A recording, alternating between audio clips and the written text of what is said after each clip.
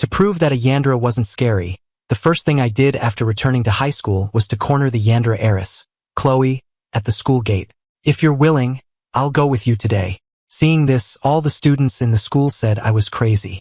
As the campus heartthrob, I didn't choose the stunning school belle, Jessica, but instead chose Chloe, known for being unhinged and possessive. Feeling the warmth from Chloe's face, I smiled. Chloe wasn't unhinged at all. She was the best person in the world. On my wedding day, Chloe, wearing a white wedding dress, was particularly eye-catching. But today's protagonist wasn't her. She walked towards me, her eyes red, but when she opened her mouth, it was still that same deadly sarcastic tone. "Honestly, the bride is just average. Why don't you consider me?" "Forget it. You have a heart condition. Marrying you and then having to remarry would be too much trouble." I rolled my eyes at her. "My heart just has a minor issue. I'm not going to die." Others said that Chloe, now grown up, had become a beautiful CEO, aloof and unapproachable. But only with me did she maintain her old Yandere, sharp-tongued demeanor.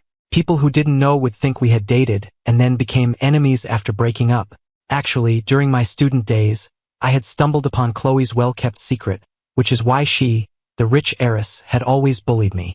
And now, even at my wedding, she had to come and say a few hurtful words. As she was speaking, she suddenly leaned in close to me, her slender fingertips gently brushing my face. I froze. I subconsciously stepped back. She lowered her eyelids, gazing at me, a flicker of imperceptible disappointment in her eyes. Soon, she straightened up and smiled nonchalantly. "You have confetti on your head." Before I could reply, she mocked me disdainfully. "Look at you. You think I'd actually kiss you? I wouldn't even look twice at you." And I thought about it. Indeed, she was a rich heiress, now a beautiful CEO. How could she possibly like me? After saying that, she turned and left. I didn't even see her at the wedding banquet. I never expected that her turning back would be the last time I saw her. It wasn't until 3 years later that I suddenly had a heart attack and was rushed to the hospital for emergency treatment. The doctor said it was a minor surgery, nothing to worry about. Unexpectedly, an accident occurred during the surgery, requiring a heart transplant. But my condition was critical, and there was no time to find a matching heart. Lying in the ICU, though unconscious, I could still hear voices. I heard my mother crying softly, saying my wife, Jessica, had run off, leaving a letter. The letter said I was a good person, and before leaving, she had taken the card with my years of savings. My consciousness flickered. I had given that card to Jessica to pay the hospital bills. Clearly, Jessica had chosen to abandon me, taking the card and running. Perhaps knowing I was about to die, her departure didn't sadden me much. I didn't know how many days I lay in the ICU, mostly unconscious. In a daze, I was already on the operating table. When I woke up, the doctor said the surgery was very successful. I asked my mother whose heart it was. I wanted to pay respects and thank that person. But my mother was evasive. She just handed me a bank card. "There are 5 million here. Live well from now on." I was puzzled.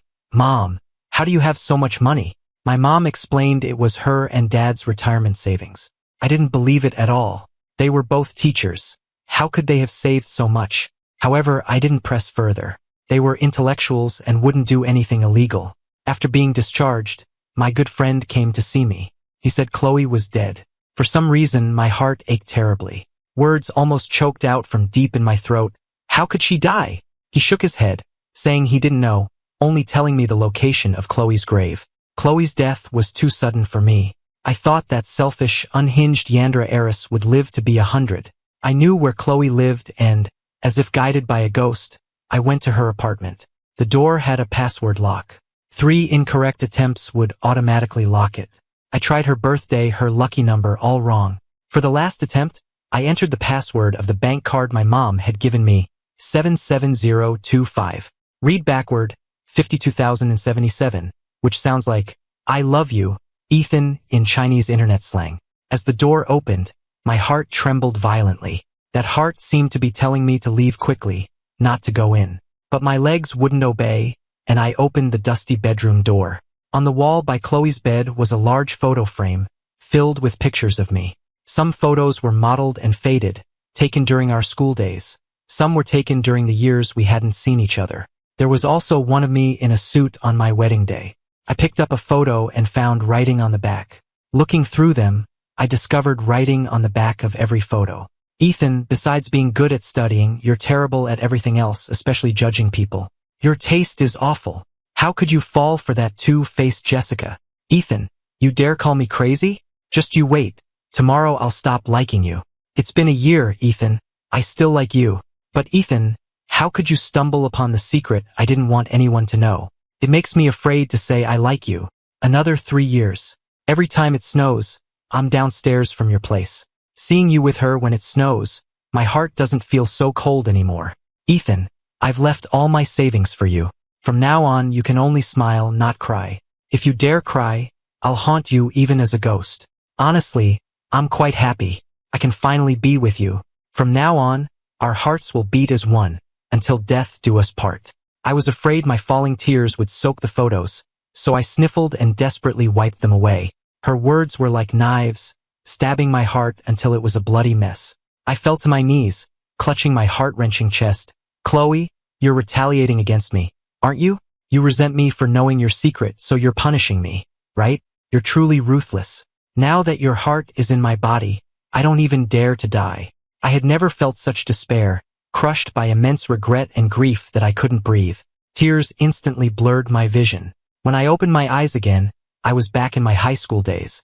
The sun slanted down, and Chloe leaned against the school gate, sucking on a lollipop. I glanced at the date. It was the day I stumbled upon her secret. Chloe. I ran towards her quickly, embracing her. Chloe's body stiffened. Unsure how to react, she nervously clenched her hands, not daring to move. After a long while, Chloe looked up and asked, "Did you hug the wrong person?" "No." I sniffled, my nose red. Looking at her in my arms, I raised my hand and carefully placed it over her heart. "Chloe, I missed you." I felt Chloe's heart skip a beat under my palm, then it started beating faster and faster. I looked down at her, tears welling up in my eyes without me realizing. And Chloe, in my arms, her cheeks flushed crimson, the blush rapidly spreading to her ears. "Ethan, do you know what you're saying?" "I know," I repeated earnestly. "I missed you." Chloe froze, reaching out to wipe the tears from the corner of my eyes, then stared intently at me. "Why are you saying these things? Don't you hate me? Hate me for acting like a psycho and provoking you all the time?" Her voice choked with sobs, and she lowered her head dejectedly. In our student days, Chloe and I were from two different worlds. She was a rich heiress and also a Yandere school bully. And I was, in others' eyes, a cold top student who only knew how to study. I didn't hate her. It was just that a mountain bird and a fish travel different paths. Faced with her provocations, I didn't know how to handle them, so I subconsciously avoided her. I was about to explain when I saw someone push her hard from behind and start cursing at her. "Chloe, have you no shame? You're trying to steal the person I like too." Passing students stopped, their gazes turning towards us, ready for a show. The newcomer was Jessica. If others were afraid of Chloe, Jessica wasn't. She relied on the fact that I liked her and knew Chloe wouldn't dare touch her. Jessica took my hand. "Ethan, shall we go eat later?" I shook off Jessica's hand and nervously steadied Chloe, who had almost fallen. I looked at Jessica with disgust. "Are you sick?" Jessica's mouth fell open, looking incredulously at my hand supporting Chloe. "Ethan, is this psycho threatening you? Don't be afraid. Does she think being a school bully means she can do whatever she wants in school? I'll go tell the teacher. She'll get what's coming to her." A wave of anger surged within me. Would someone who threatened me secretly protect me in the dark? Would someone who threatened me give me their heart when I was dying? In contrast, Jessica took my medical money and ran. Thinking of this, I angrily pointed at Jessica, my finger trembling with rage. "If you're blind, go see a doctor. Don't loiter in front of us." "Who said Chloe threatened me?" Jessica froze for a moment, her face turning pale as she looked at Chloe. "Ethan, are you sure you want to defend this psycho today?" I retorted irritably. "Didn't you brush your teeth today? Why does your mouth stink so much? Calling people psycho left and right, do you have any manners?" Jessica was exasperated. "What kind of spell did she cast on you? Don't tell me you like her." "Yes, I just like her." I took Chloe's hand. "But she didn't cast any spell on me. I willingly like her." As soon as I finished speaking, the onlooking students started discussing in surprise. "Is Ethan crazy? Giving up the outstanding school belle Jessica for a psycho Yandere?" But a student interrupted. "Grades aren't the only measure of a person. Although Chloe is a bit psycho at times, Her looks are definitely better than Jessica's. During PE class, a classmate almost got hit in the head by a ball. Jessica was standing right there. She didn't help, just glanced and walked away. It was Chloe who rushed over and blocked the ball, saving Kevin. I think Ethan and Chloe are a better match. Hearing the students' discussion, Jessica was furious. Ethan, we're supposed to be a couple. What's wrong with you? I cut her off. Who's a couple with you? Did you imagine it? In high school, I never dated Jessica. Classmates just shipped us as a top student couple, and over time, everyone spread rumors that we were dating. Even up to our wedding, people said we were a happy example of a campus first love leading to marriage. Thinking back now, it's disgusting enough. Jessica gritted her teeth in anger. You'll regret being with a psycho like her. I smiled. Don't worry, I definitely won't regret it. And you're the psycho, an immoral, characterless psycho. My words hit Jessica's weak spot, and she rushed over in anger and shame, grabbing my arm. Seeing Jessica grab me, Chloe's face suddenly turned sinister. She darted forward, grabbed Jessica's wrist, and twisted it sharply backward. With a click, the sound of a dislocated bone was heard. Jessica released my hand, screaming in pain. It hurts! It hurts! Let go! Chloe's face was grim, her eyes pathological, and she twisted Jessica's wrist backward again with force. If you dare touch him again, believe it or not, I'll break your hand. You know, I'm a psycho, capable of anything. Jessica was sweating profusely from fear, nodding desperately. I won't dare. As soon as Chloe let go, Jessica, with tears in her eyes, scrambled away. Chloe turned around, looking at me with a strange, inscrutable expression. Then, without a word, she strode off. I glanced at the time. There were still 3 hours until I was supposed to stumble upon Chloe's secret. I had to prevent it from happening. I quickly followed her. Chloe, I have something to tell you. Chloe ignored me. When they reached a deserted spot, she suddenly turned back. You're not Ethan. Who are you? My steps halted. After a moment of surprise, I asked back, why do you say I'm not Ethan? Chloe's eyes darkened, and she stared at me with an unreadable expression. I know Ethan's personality. I remember all his habits. So I knew at a glance you're not him. I was slightly stunned. Chloe knew me that well? I am Ethan. I stepped closer to her. I had a dream. In the dream, the god of marriage told me you're my future wife, and told me to be more cheerful and lively, not just a rigid bookworm, or we'd have a hard time getting along. I think the god of marriage was absolutely right, so here I am, starting to change. Chloe's lips curled into a smile. Do you think I'm a fool? I took another step forward, closing the distance between us instantly. How could there be such a beautiful fool like you? I wanted to tease her and also to know, if the student near me asked if she liked me, would she say it directly or choose to keep hiding it? You know me so well. Do you like me? Chloe glanced at me, paused for a few seconds, then said, yes. After speaking, she took a lollipop from her school uniform pocket, put it in her mouth, and continued walking forward without looking back. I jogged to catch up with her. Then why didn't you confess to me? I've said it many times. I asked, when did you say it? Chloe stopped abruptly, and I, caught off guard, bumped into her back. Her back was to me, her silhouette trembling slightly. In every teasing remark I made to provoke you, I was afraid of being too serious and scaring you, and also afraid of not being serious enough for your dense self to understand. And afraid you'd understand and avoid me. I won't avoid you anymore. I hugged her from behind. Chloe turned and pushed me away. You're not Ethan. Stay away from me. I said urgently. I am Ethan. Really? Chloe huffed, arms crossed. You said you had a dream? The god of marriage said I'm your future wife. I nodded emphatically. Chloe hummed softly. Since I'm your future wife, then come here and kiss me. What? Unwilling? That means you're lying to me. I walked up to her, and just as she was smiling, I kissed her on the cheek. Chloe's eyes flickered, then her tone became somewhat sinister. Just one kiss. I was stunned for a moment, and she suddenly pressed the back of my head, and then a warm kiss landed on my lips, light as a feather, but after I closed my eyes, it slowly deepened. The gardenias nearby swayed gently in the wind, and in the dappled light and shadow, the girl gently held my face. Ethan, you're 27? Still so innocent? Chloe's voice was as light as a whisper. My head was spinning from the kiss, and I didn't quite hear what she said. I asked her, do you believe I'm Ethan now? She chuckled, pinched my cheek, and turned to leave, casually tossing out, not sure. Needs further investigation. I felt like I'd been played. I glanced at the time and hurriedly chased after Chloe, grabbing her arm. Can I take you out to play? No. I'll treat you to dinner. No. I'll take you gaming all night, my treat. Chloe turned her face, looking me over meaningfully. You've been following me and stopping me all day? What are you trying to do? Did I? I suddenly stammered. I have things to do, stop following me. Chloe glared at me fiercely. If you follow me again, I'll kiss you to death, believe it or not. I covered my mouth, rooted to the spot. After a few steps, Chloe suddenly turned back, her expression becoming exceptionally serious. After a moment of contemplation, her tone softened slightly. Ethan, stop following me, and don't go past that restaurant. I smiled and replied, okay. She turned and walked towards that restaurant. I immediately turned and ran desperately in another direction that also led to the restaurant.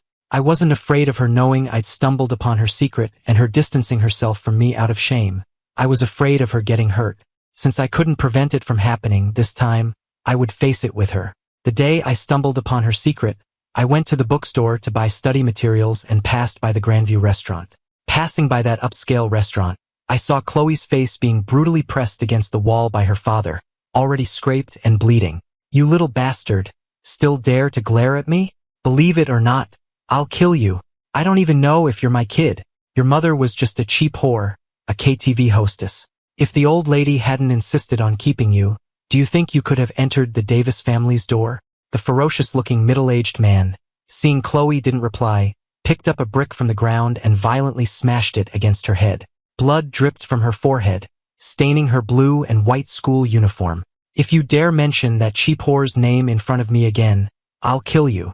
The man angrily grabbed Chloe's hair, the sound of slaps echoing. Chloe was beaten black and blue by the man, her forehead bleeding, her mouth bruised, but she didn't make a sound, as if she was used to the man's abuse. No one dared to intervene. I only heard the driver and housekeeper sighing nearby. This child has a hard life. Her mother was a KTV hostess. Her father doesn't acknowledge her, sees her as a disgrace, living cautiously in the Davis family, often beaten until she's bleeding. What a sin. I was shocked. I always thought Chloe was a carefree heiress, but I never imagined she was born into such a suffocating family, with such a mother. Terrified by the scene of abuse, I quickly called the police. But the driver came over and stopped me. Calling the police is useless. This is a family dispute, and the Davis family's influence is not something you can afford to offend. I advise you, kid, not to meddle in other people's business. Kid, you understand the principle of sweeping the snow from your own doorstep and not worrying about the frost on others' roofs, right? My emotions were complex as I looked at Chloe, but unexpectedly, our eyes met. The moment she saw me, her vibrant face turned deathly pale. Shock, panic, helplessness, various emotions flashed across her eyes. Her eyelashes trembled, and she hurriedly avoided my gaze. Back then, I didn't understand Chloe's thoughts. She didn't want the person she liked to see her in such a wretched and helpless state. Anyone could see, but not me. At that time, I just wanted to help a classmate, so I mustered the courage to step forward and threaten the man. I've already called the police. If you don't let her go, you'll be waiting for jail. Hearing the words called the police, the man glared at me fiercely. Do you know who I am? Believe it or not, I'll find someone to kill you. I sneered. Even if you're the king of heaven, if you hit someone, you'll still have to be locked up for 24 hours. The man furiously raised his fist towards me, but then the housekeeper rushed over and stopped him. Sir, the company is about to go public. Don't cause trouble. The man reluctantly lowered his fist. Before leaving, he disgustingly spat on my shoe. Kid, you just wait. After the man left, I wanted to take Chloe to the hospital, but she ruthlessly shook off my hand. She wretchedly wiped the blood from her face, slowly turned her head, her voice like ice. Get lost. I wasn't angry. Her temper was always unpredictable. As I was about to leave, a woman dressed provocatively, arm in arm with a middle-aged man with a beer belly, walked towards us. If witnessing Chloe being abused made her angry, then the next scene completely shattered her mental world. The woman walked straight to Chloe. This is your stepfather. Your stepfather lost money gambling. You're a Davis heiress. Give me money. Chloe's eyes were bloodshot. I don't have money. You don't have money? The woman patted Chloe's face. You're a Davis heiress and you don't have money? Did I give birth to you for nothing? If I hadn't desperately tried to seduce Mr. Davis back when I was a bar hostess, would you exist? Could you enter the Davis family and be a young lady? When the woman mentioned being a bar hostess, Chloe looked at me nervously. Seeing I was still there, she gritted her teeth and roared at the woman, "Enough! Stop talking!" Chloe didn't know that I had already found out her mother was a hostess when she was being beaten by her father. Seeing Chloe wouldn't give her money, the woman threatened, "If you don't give me 100,000 within a week, I'll go tell Mr. Davis you're not his biological daughter, and you'll be thrown out onto the streets." After speaking, the woman took the man's arm and got into a car without looking back. Chloe hadn't shed a single tear even when her father beat her bloody, but now, her eyes were red and filled with tears, staring at the direction the woman left for a long, long time. "If you don't treat me well, why did you give birth to me?" She stood there on the street as dusk fell, her spine momentarily bent. The sky grew darker, and the night finally swallowed her. When she turned, I had already left. I knew she didn't want to see me still standing there, prying at her scars. The next day, Chloe came to school as if nothing had happened. She wasn't dejected, not down, her temper as bad and fierce as ever. What was different was that she was even fiercer towards me. I knew she blamed me for stumbling upon her secret. A suffocating family, an abusive father, a hostess mother, all the unbearable aspects she wanted to hide, I had witnessed. Our already distant relationship grew even further apart. But this time, knowing the whole truth, I wouldn't let her face these hardships alone. I ran, panting, to the Grandview restaurant, and seeing the scene before me, my eyes widened in astonishment. Chloe was holding a wooden stick, her father's face covered in blood, as she forcefully pressed him against the wall. "You dare hit your father, you unfilial child," Chloe sneered, tapping the man's head with the wooden stick.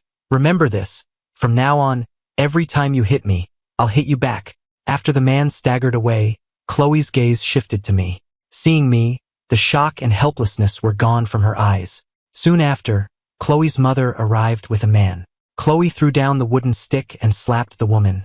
"I have no money. If you want to threaten me, go ahead. I happen to not want to stay in the Davis family anymore." I was momentarily stunned. How had the events unfolded differently? Was it because I had traveled back to my high school days and changed the original course of events?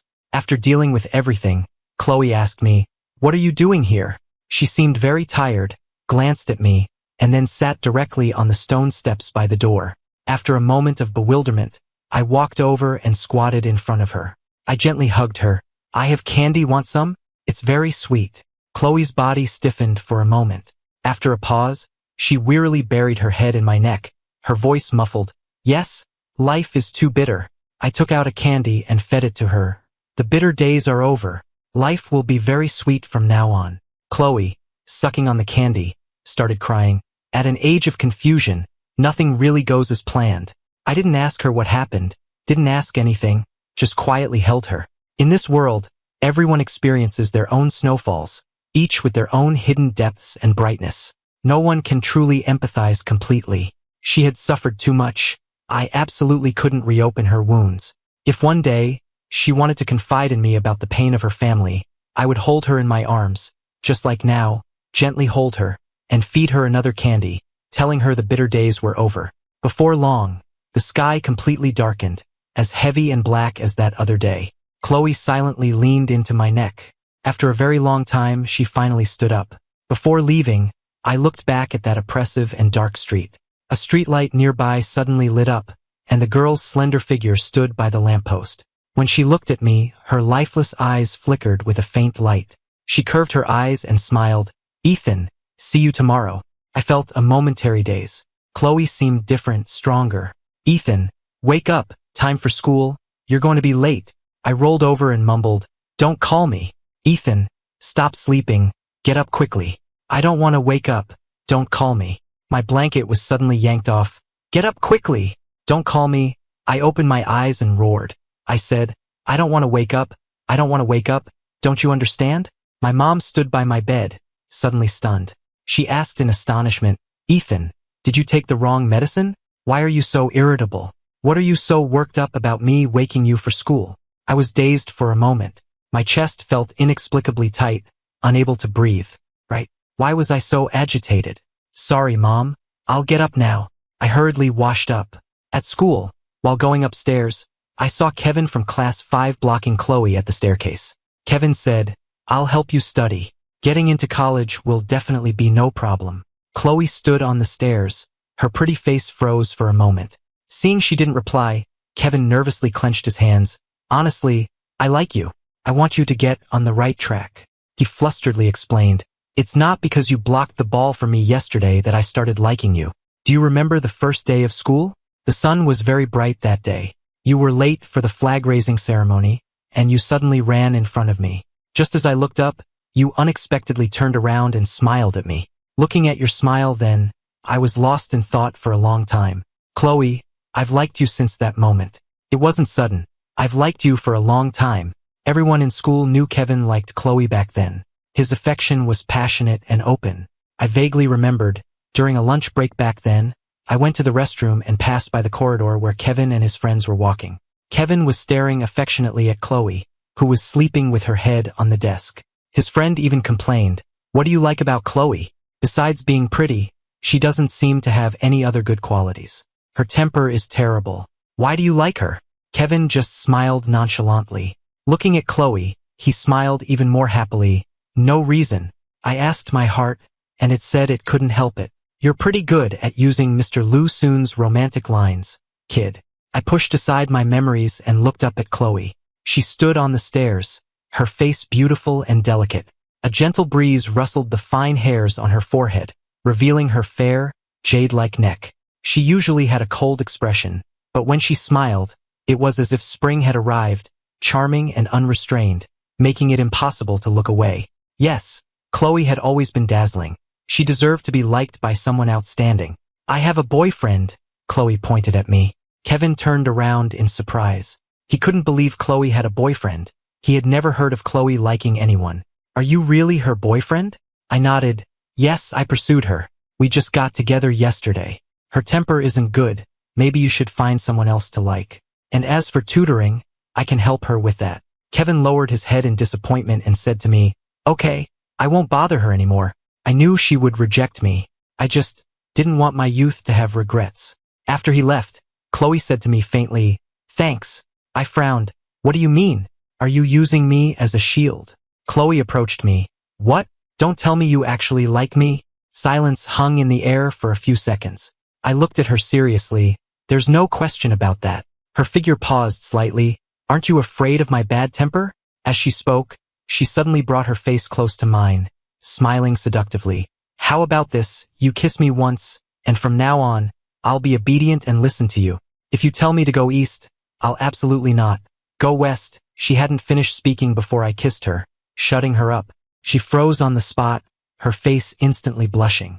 I shook my head, grabbed her arm, and walked towards the classroom. "Go back. Study." I was exasperated with her, so unskilled yet so fond of flirting. In the classroom, I swapped seats with a classmate to sit next to Chloe. I opened a textbook, intending to tutor her, but then I remembered that in the past, because she had left her original family, she didn't go to college but chose to work and later went into business. I closed the textbook again and comforted Chloe. "There are 360 trades, and every trade has its master. Just be yourself." Chloe ignored me and took out a test paper to work on. I rubbed my eyes, then poked Amy in the front row. "Look, she's doing problems." Amy slapped herself. "I told myself I shouldn't stay up all night playing games. I'm hallucinating." Amy took off her school uniform jacket and draped it over Chloe's head. "Chloe, go to sleep." Chloe snatched the jacket off and threw it at Amy, glaring at us angrily. "Don't be angry." I stood up and pulled the curtains. "There, that's better. Go to sleep." Amy gave a thumbs up. "Top student. You're always so considerate." Chloe tapped her fingers on the desk. "Can you two be quiet? Don't disturb my studying." Amy and I said in unison, "You're studying? You too. Stop being so sarcastic." Heaven knows, I really wasn't being sarcastic. I was genuinely surprised. I thought Chloe was just kidding on a whim, but I didn't expect her to actually be studying seriously. And it wasn't just a 3-minute passion. In the following days, she worked very hard every day. She moved out of the Davis house and rented a small apartment. She studied desperately every day and worked part-time jobs like crazy to save for college tuition. Chloe had strong self-esteem and refused to take my money. Wanting to do something for her, I secretly went to tidy her room and cook for her, hoping she could relax a bit after a hard day. Just as I finished, I heard her and Amy's voices, so I subconsciously slipped out the back door and hid. Amy saw the table full of food and excitedly called out to Chloe, "Chloe, you've got a secret helper in your house." The two sat down and picked up their chopsticks to eat. I eagerly peeked through the window. I wondered if the food suited Chloe's taste. Ugh! Amy and Chloe bent over, retching violently. Amy wiped her face, indignantly cursing. The neighbors drying chili peppers at their door.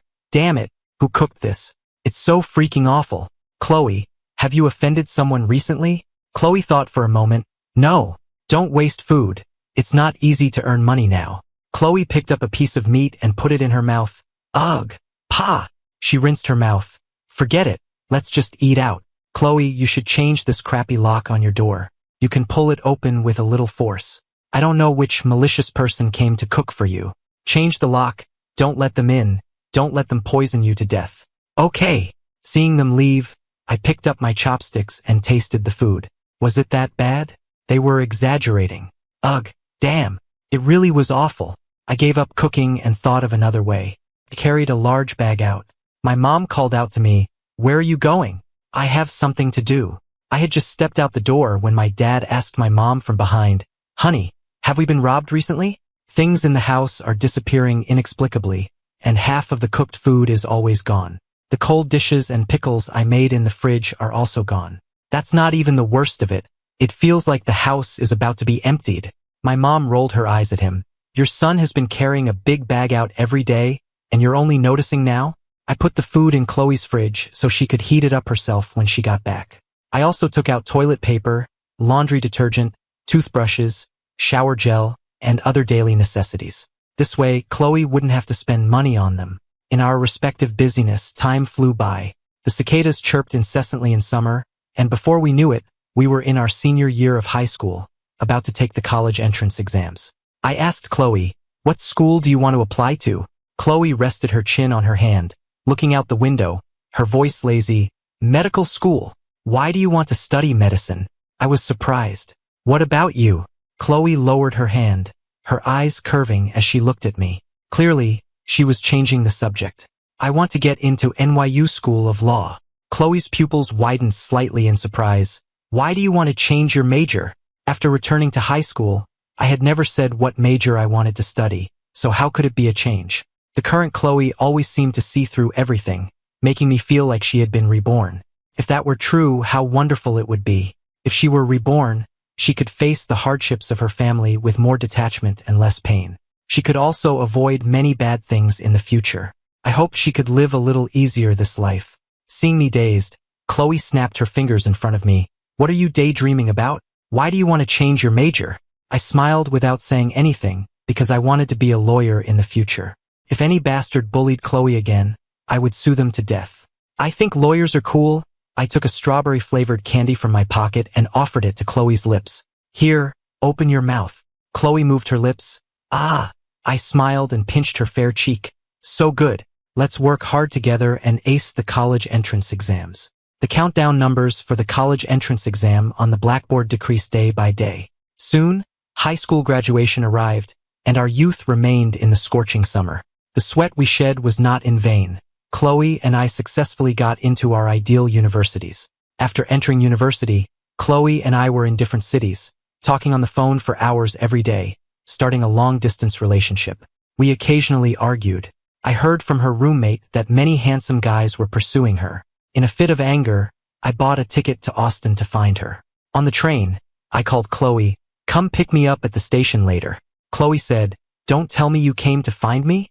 I had a bad feeling. "Don't tell me you came to find me too?" We both sighed helplessly into the phone. "Let's find a midpoint and get off together." After getting off the train, it started to rain. I stood under the eaves of the station, waiting for a long time. Just as I was wondering why Chloe hadn't arrived yet, I saw a beautiful face magnified before my eyes. Chloe smiled sweetly, leaning closer to me, so close that our noses touched. The next second, she kissed me. "Stop being angry, okay?" she cooed, resting her arm on my shoulder. I took a bus, and as soon as I got off at the bus station, I ran right over. I was very angry. "Why didn't you take a taxi? Can't you stop trying to save money and making yourself suffer?" I tenderly touched her face, wet with sweat. Are you tired from running? Not tired at all seeing you. We both smiled foolishly. As it grew dark, we held hands affectionately, looking for a place to stay. At the hotel, we looked at each other. I had booked a room with 2 beds. After sitting for a while, I felt a bit awkward and said, I'm going to take a shower. Afraid Chloe would misunderstand, I explained, I'm really just, wanting to take a shower. I feel all sticky. Chloe nodded, okay, go ahead. After I came out, wrapped up tightly, I jumped onto the bed and dived under the covers. I said, don't worry, I absolutely won't touch you until we're married. I'm going to sleep now. Go to sleep, Chloe said, getting up to take a shower. When she came out, she suddenly slipped into my bed. I was like a frightened little rabbit. I nervously asked her, what are you doing? She leaned close to my ear. I'll just kiss you once. I won't do anything else. She moved closer to my lips and kissed me several times. I blushed, turned over, and clutched the blanket tightly. Be rational. Chloe turned off the light and hugged my waist from behind. Don't be nervous. I won't touch you. You're hugging me too tight. I'm afraid you're cold. I'll warm you up. I said, it's summer. What the heck are you warming up? It's all the fault of the air conditioner being too cold, she said. Her hand moved down, and my body suddenly tensed. Where are you touching? Stop it. I struggled, ashamed and angry. Chloe! Years turned, time flew, and after graduating from university, Chloe became a renowned doctor. I became a lawyer. On our wedding day, Chloe, in her wedding dress, was breathtakingly beautiful. I leaned against my dressing table, smiling unrestrainedly. Congratulations, Mrs. Ethan. You finally got your wish and had your way with me. You were such a rogue that day. I don't even want to talk about it. Chloe smiled mischievously. Tonight, it's your turn to be proactive, okay? Under the blessings of friends and family, we completed our wedding ceremony. Our married life was happy and fulfilling, living a simple, ordinary life. On bustling streets, I would hold flowers to pick Chloe up from work. After work, she would gently lie on my lap watching dramas, and I would dotingly feed her snacks. I thought life would always be this happy. In the 3rd year after our marriage, at the age of 27, I finally couldn't escape a heart attack. What was different this time was that I wasn't afraid at all, because Chloe was my surgeon. As I was wheeled into the operating room, Chloe held my hand tightly. Trust me, you'll be fine. I smiled and nodded. I trust you. As expected, the surgery was very successful. After being discharged, Chloe wouldn't let me do anything, wishing she could look after me constantly. At night, I held Chloe on my lap, gently blow-drying her hair. She snuggled in my embrace. The moonlight is so beautiful it doesn't feel real, like a dream. Chloe paused for a moment, saying nothing. She wrapped her arms around my waist, her cheeks flushed, and kissed my lips again and again. I turned off the light, not touching her, but leaned down and carefully kissed her heart. That night, I kissed it over and over. Thankfully, in this life, she was still alive, her heart still beating. After countless times, I said, Chloe must always be safe. She pillowed her head on my arm, holding me tightly. Before falling into a deep sleep, I heard her say, silly, Chloe wants Ethan to live a long, long life. 5 years into our marriage, our family welcomed a new member. Chloe was holding our newborn daughter, her eyes filled with the tenderness of new motherhood, but her playful, teasing nature hadn't changed a bit. Ethan, look, she said. Our daughter says if you don't change her diaper soon, when she grows up, she's going to do what I did back then and corner you at the kindergarten gate. I chuckled and gently took our little princess from her arms, carefully soothing her. Sunlight streamed through the window pane, warming us. Watching Chloe and our daughter sleep, their faces peaceful, I felt a sense of contentment and tranquility I'd never known before. What once seemed like an impossible dream was now a tangible happiness, right within my grasp. Our little family of 3, hearts beating in sync, the rest of our lives would be nothing but sweetness.